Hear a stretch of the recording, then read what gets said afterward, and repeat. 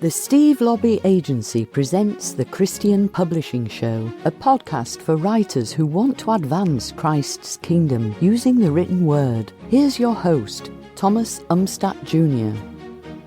Welcome to the third and final episode in my series about what I am looking for as an agent. Previously, we talked about courage in episode 2 and hustle in episode 3, and I'll have links to those episodes in the show notes if you would like to listen to them. But in this episode, we are going to talk about the third thing I'm looking for, and that is resonance. Now, you may be wondering, why am I not looking for platform? And I do want to talk a little bit about platform and why platform is often what publishers look for. So Michael Hyatt popularized the term when he started blogging about it about 10 years ago. And it caught on and kind of spread around the industry. He later wrote a book about it, and we'll link to that book. And that's a good book. I like the book Platform. It's got a lot of useful advice. Some of it is a little dated now because the internet moves so quickly, but a lot of it is fundamentally sound, I would say. And platform is useful for publishers because it's an indication of whether books will sell or not. It helps them predict the success of the book. It doesn't necessarily make the book successful, but it correlates really strongly. Authors without platforms typically fail to sell books, especially in nonfiction. And so publishers will give more money, bigger advances to authors with big platforms. And Haidt used his understanding of platforms to acquire a lot of the top authors. And ultimately, Thomas Nelson is the biggest Christian publishing company. And so all of that is true. But I would like to say, and to quote The Big Short, it ain't what you don't know that gets you into trouble. It's what you know for sure that just ain't so. So a lot of authors, when they look at platform, they're like, oh, I've got to get big platform numbers for publishers to be interested in me. And the reason why publishers, savvy publishers, are interested in platform is not necessarily for the platform itself. It's what the platform indicates. And what the platform can indicate is resonance. And the problem with platform is that it's gameable by savvy authors. There's lots of games that authors play, like follow me on Twitter and I'll follow you back and we'll both look like we're more famous. Buying fake followers. There's websites where you can go and buy 50,000 followers, 500,000 followers, and suddenly you look like you have 500,000 people following you on Instagram or following you on Twitter. A technique that was popular back in the day was what was called follower churn, where you would follow a lot of people on Twitter, and the ones who'd follow you back, you'd keep following them, you'd unfollow the ones who don't follow you back, and you keep doing that as you churn your way up to getting lots and lots of followers. And there's many other ways that technically savvy authors can game the metrics and make it look like they are bigger than they really are. It's kind of like those one-story buildings in the Old West, where they'd have this facade that would make them look like they're a 2 or 3-story building, but in reality, it's mostly fake. The other thing about platform, especially as I've seen it used recently, is that it focuses too much on social media. It focuses on Instagram, on Facebook, and Twitter, and the very obvious, numbers. And I think that is a mistake because it fails to account for engagement. It fails to account for passion. Engagement is really difficult to measure on social media without expensive tools. And I have not seen any authors using the expensive tools that like corporations use to measure engagement. I will say those tools really are priced for a corporation. So it makes sense for Pepsi to spend $500 a month or $5,000 a month for some social media tools. It doesn't make sense for an author to spend that kind of money. And so often the tools aren't available or, they're prohibitively expensive. Even $50 a month seems like a lot of money for social media measurement services. Another problem with platform is that it fails to take into account the number one reason why people buy books, and this is word of mouth. Just because I follow you on Twitter doesn't mean I'm going to buy your book. It doesn't mean that if I buy your book, I'm going to read your book. And if I read your book, it doesn't mean I'm going to recommend your book to my friends and talk about you. It doesn't capture any of those things. And that is ultimately what leads to success. It is that word of mouth, that viral spread of person to person from one reader to another. And then the final problem with platform is it fails to take into account the author's influence with influential people. There used to be a service that at least tried to capture this on Twitter called Clout. that would give you a clout score based off of how influential you were and how influential you were with other influential people. But clout now no longer exists, and if to get that data you have to pay a lot of money. You'll see there's a trend here, and people typically aren't paying that money, and that number isn't as transparent. It used to be you could get a browser extension on Chrome that would, next to everyone's Twitter account, tell you what their clout score was. That doesn't exist anymore. Social media has really changed over the last 5 years, and it's really becoming a money game. It's a place to go and spend money. It's not the free place to promote books it used to be.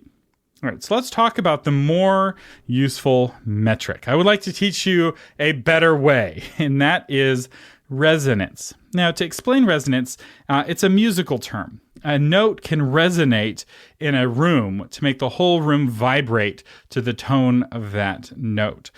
You'll notice, sometimes in a bathroom where it's really small, all by yourself, you can make the whole bathroom hum to that certain tone. You go up a little bit, you go up, down a little bit, suddenly it's like it gets quiet and you're not resonating with the room. It's why some tones can break a wine glass while others can't at the same volume. So I can have two different speakers and two different wine glasses, and both of the speakers are at volume 5, and one is causing the glass to break and the other is not. In physics, resonance is a term, I guess the best way to explain it, it's like pushing a child on a swing. So if you resonate with the frequency of the swing, you're pushing the child as she swings away from you. You're encouraging the swing to go in the direction that it's already wanting to go. If you get that frequency wrong, your push just happens and there's no child to push, or even worse, you push the child off the swing or the child knocks you over. So being in sync, being in resonance is really important. And as a novelist, you have resonance when your story resonates with the story going on in someone's heart, where they feel like your story, the one that you're writing, is their story in some way. They see themselves as Luke Skywalker. They see themselves as your protagonist or as somebody else in your story. And you're pushing them in the direction they are already wanting to go on the swing.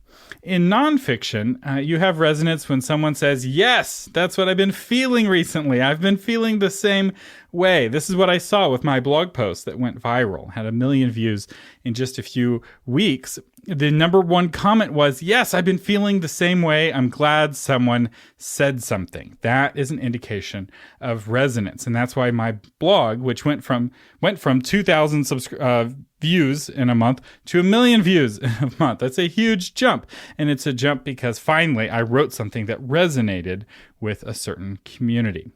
Now, I'm going to be using a term called zeitgeist in this episode, and I thought it would be a good idea to define it. So zeitgeist is the general intellectual, moral, and cultural climate of an era, according to Merriam-Webster Dictionary. And I do want to apologize. The word zeitgeist is super pretentious. I realize that. The problem is there's just no better word. So forgive me as we talk about resonance and zeitgeist. So there's 3 kinds of authors. The first is authors without resonance. This is most authors, and they are out of tune with the music around them.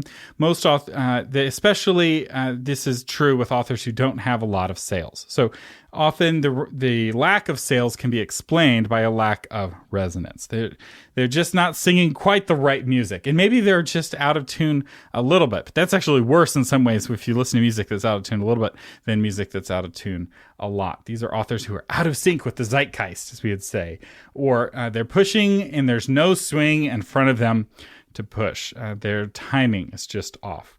Now, the second group of authors are authors with resonance. They're in tune with the music around them. They're in sync with the zeitgeist. They're pushing the swing in the direction that it's already going. And these are the kinds of authors who typically and regularly write best-selling books.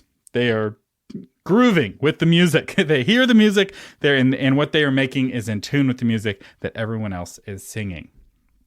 The third type of author, the rarest, the unicorn, the rarest kind of author is authors who make their own resonance. This is where your kind of unknown author who comes out of nowhere and writes a runaway surprise best-selling book.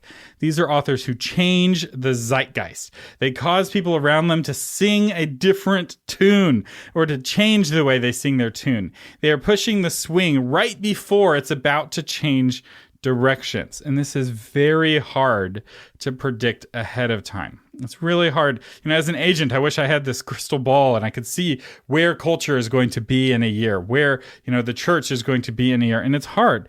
And often you're like, well, you're expecting trends to continue, right? The swing has been moving towards you all this time. I'm going to push the swing in a different direction. Like, oh, that's crazy. The swing has been moving back in this direction for several years, but there comes a tipping point where suddenly the swing is like frozen in space, right? And if you push at that moment, you can cause the swing to swing even higher and stronger in the other direction. This is almost impossible to do. And I would say for some communities in some years, no author successfully pulls this off.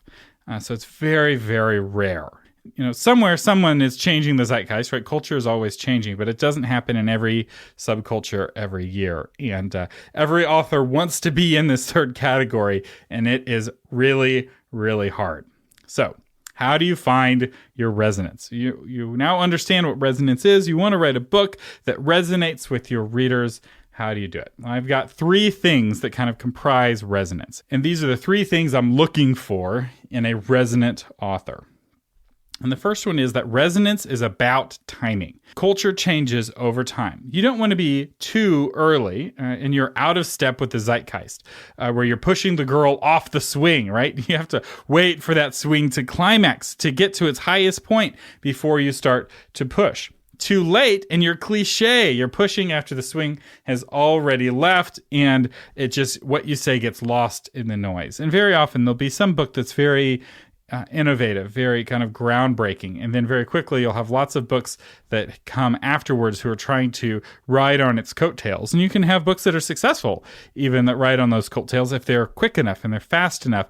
And then you have the millions of books that come after that are just kind of noise in that cliche because the swing has already swung past.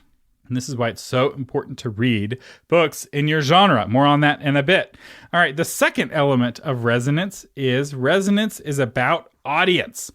Each community vibrates at its own frequency. Each culture and subculture sings its own music. And we live in a country with, millions of subcultures, and they're all singing different music. The kind of women who walk into a Lifeway looking for a certain kind of book to buy are singing a very specific kind of music, and they are different than the kind of person who's going on Amazon Kindle looking for a book to buy. And I can show you in the stats that the kinds of people buying Kindles are buying different books than the kinds of people buying paperbacks at Lifeway. They're singing different music. The Christians buying books on Amazon, the Christians buying books at Lifeway are singing music that's somewhat in tune with itself, as opposed to somebody who's going to, some New Age bookstore and buying a book, or, looking for New Age books on Amazon. There's many, many subcultures, and you don't want to be in sync with all of them, and you can't, right? You have to pick a key. You have to sing in a certain key, and you have to be in sync with a certain community, and being in sync with that community means not being in sync with every community.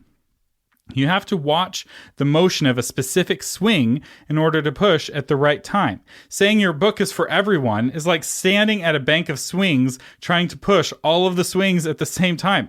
And if you've ever watched kids swinging on a swing set, they're all going at different rates, and that won't work. You have to pick a community. You have to pick a niche. You have to pick an audience that you're trying to thrill. And it's hard, but you can't resonate with every community. Being in sync with one means you're not in sync with others. And women in nursing homes and men on basketball teams don't read the same books. What will thrill one will not thrill the other. And this is really hard, especially for beginning authors. They often pick, audiences for their books that are incredibly broad. They're trying to push the whole bank of swings. But what is the path to success is to pick a single swing, get that swing really moving, and get all the other swings that will want to swing with that swing. You need to know who your book is not for. You need to know who you're okay if they are unhappy with your book. I was talking with an author recently who had an atheist do a video about how terrible this author was and how terrible this author's ideas were. Well, if you're a Christian author writing for Christians about Christian topics, the fact that atheists don't like what you have to say shouldn't matter. They're not going to buy your book. They're not your audience. In fact, it can be an indication that you are saying the right things if they are being made angry. Let's reverse that. What if the Christians you're writing for are angry and the atheists are like, yeah, you're saying the right stuff? That may be an indication that you're not writing the right stuff. You're definitely not writing the right stuff to reach a Christian audience. And it's hard to be okay with people being unhappy about your book. But once you get there, it's incredibly liberating. It's very freeing to be like, I don't care what you think. You are not my target audience. And everyone has a target audience. Even Jesus had a target audience. His earthly ministry was focused on the Jews. When a Gentile woman came to him asking for help, he said, I'm not here to talk to the dogs. I'm here to talk to the children. And, a lot of people are like, why would he say that? But the reality was he knew that he had to focus on the Jews, and more specifically on the 5,000, and more specifically on the 72, and more specifically on the 12 who went with him everywhere, and more specifically than that, on the 3, Peter, James, and John, that were in on his uttermost secrets, right? And that focus is what ultimately led to the gospel resonating around the earth. The 3 encouraged the 12, who encouraged the 3,000, who went from Jerusalem to Samaria to the uttermost parts of the world. And focus requires trusting that God will raise up someone else to reach the people that you are not reaching. Jesus had to trust that God was going to raise up Paul and Apollos and the others to take the gospel into the Gentile world. He interacted with a few Gentiles here and there, but there's no indication that I can find in Scripture that he ever set foot in a Gentile house. And it was, the woman, to finish the story, the story, she's like, yes, but even the dogs get the crumbs from the table, and Jesus healed her daughter. But he had that focus, and that was good and loving that he had that focus. And so you are not better than Jesus. If Jesus had to focus his earthly ministry, you are going to need to focus your earthly ministry. The next thing about audience is that you need to join the community you want to reach. If they won't accept you, you won't be able to resonate with them. If you hate science fiction and you want to write a book to fix science fiction, you will fail. Why? Because the people who read science fiction like science fiction. This is what was wrong with The Last Jedi, the most recent major Star Wars film. It wasn't made by Star Wars fans. It was made by people who didn't like Star Wars, and they were trying to fix something that millions of people didn't think was broken. So making Luke Skywalker a coward, making the rebellion incompetent, making Rey a nobody was a fix that broke Star Wars. People don't want Luke Skywalker to be a coward. They want him to be a hero. They didn't do that. They didn't deliver that in the movie, which is why the Star Wars franchise has taken such a big hit. And this is a lesson that you can learn. Maybe you're not writing science fiction. Maybe you're writing Amish, or you're writing romance. If you don't like Amish books, you are not going to succeed at writing Amish books, because do you know who does like Amish books? The kinds of people who buy Amish books. And trying to write an Amish book to fix the Amish genre is like trying to make your own resonance. And it is very hard. It is almost impossible. And then, of course, sometimes it helps to have somebody prepare the audience for your message. If you are trying to bring that change, if you're trying to get people to resonate to a different tune, resonate on a different frequency, get the swings to swing differently on the swing set, it helps to have somebody who goes ahead of you. This is what John the Baptist did for Jesus, right? He went ahead and started to get that resonance to change, to prepare the way for Christ's message.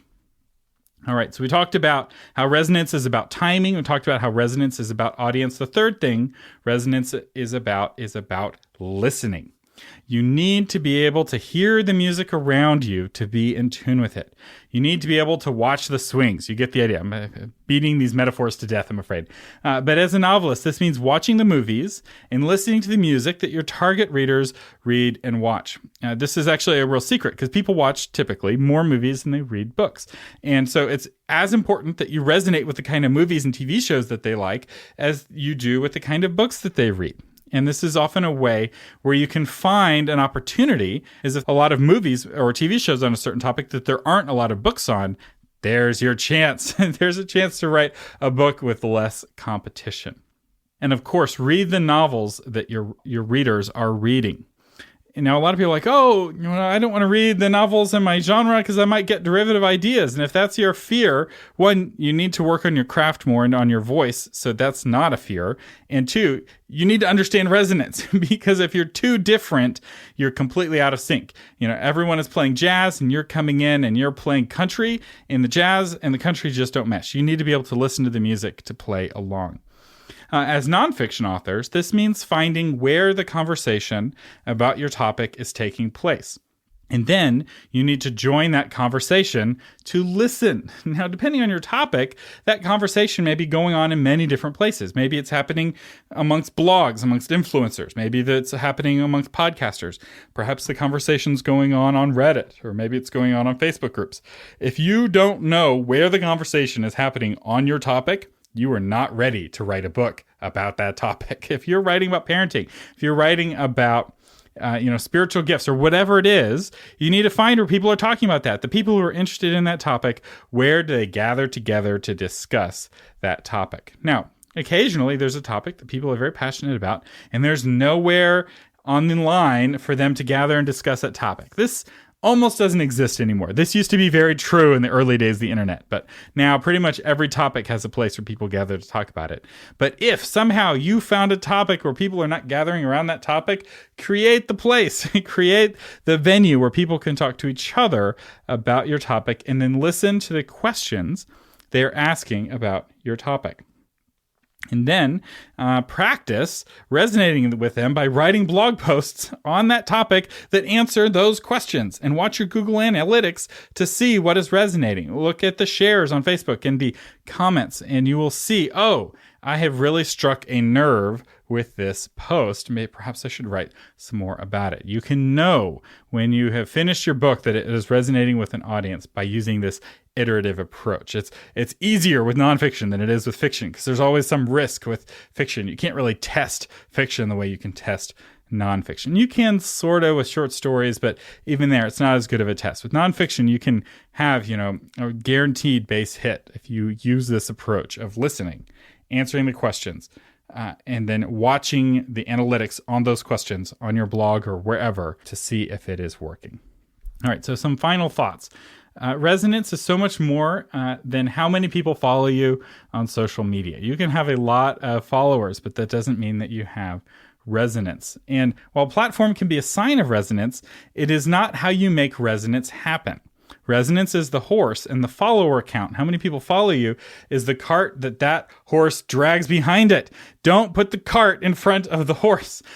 Tricks and games to get more traffic to your website or to get more followers to your Twitter isn't going to fix a resonance problem. And if you have good resonance, and as you learn how to resonate better and stronger with your audience, as you learn how to be more in tune with the zeitgeist, to use our SAT word for the episode, the more followers you will have. You will have what Jesus experienced. He talked with Andrew, and his message of the kingdom so resonated with Andrew that he ran and grabbed his brother, Peter, and said, "You've got to meet this man that I just met," right? It's the same thing that happened with the woman at the well. She resonated with Jesus' message, and she ran to her town and said, "You've got to come and meet this man who told me everything I ever did." And she drags her whole town out to see Jesus, and he ends up spending 2 days there. That is resonance. And you can have that if you're willing to take the humble path that requires listening. And ultimately, if you want to write the kind of books that people want to read, you need to write the kind of books that people want to read. That seems axiomatic, but a lot of authors think that they're the exception. They're like, I want to write the story that's on my heart. I just want to do what I want to do, and I don't care if it's what other people want. And I think that that's a very selfish approach. You need to find where you can be true to yourself, but also resonate with the world around you. And as you learn who you are, as you learn what your story is, what your song is, you will find the people who are singing similar music or whose song can resonate with your song. And when you find that, that's where you find your power. That's where you find your success. Trying to make your song work for a group of people that don't sing that kind of music is the path to frustration. I think a lot of frustrated authors, that's what's happening, is that they don't have the resonance and they're complaining or they're frustrated that the world isn't resonating with them. And it's either that they're not listening to the music around them or they're just singing to the wrong audience.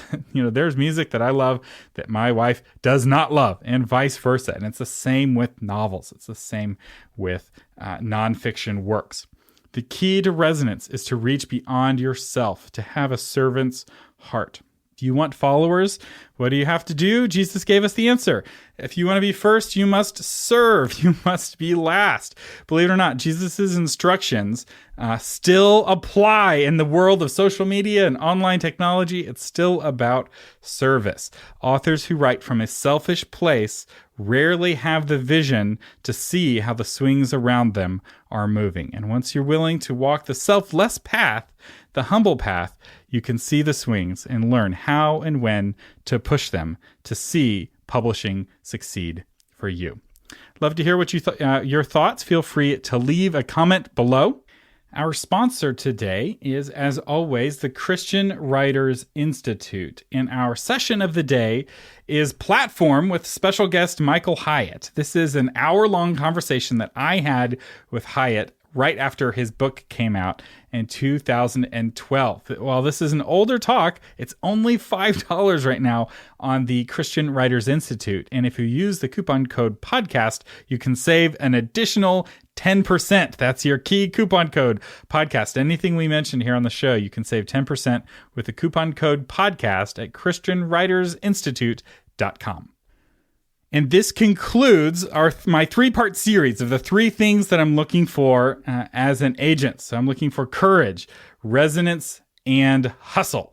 And of course, we will have links to those other two episodes in the show notes. I'm Thomas Umstattd Jr. Thank you so much for listening. Thank you for listening to the Christian Publishing Show. For more information and to get episodes delivered to your phone automatically, visit christianpublishingshow.com.